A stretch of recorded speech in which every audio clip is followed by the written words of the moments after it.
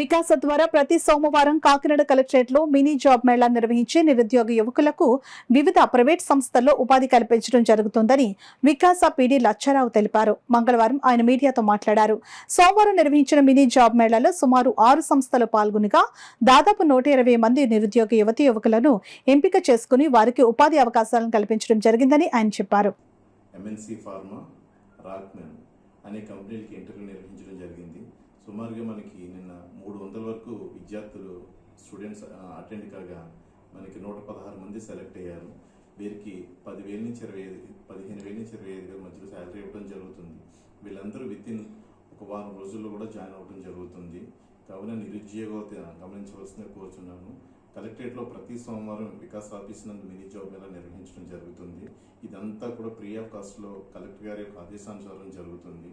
ఇందులో ఎవరికి కూడా ఎటువంటి రుసుము కూడా చెల్లించిన అవసరం లేదు.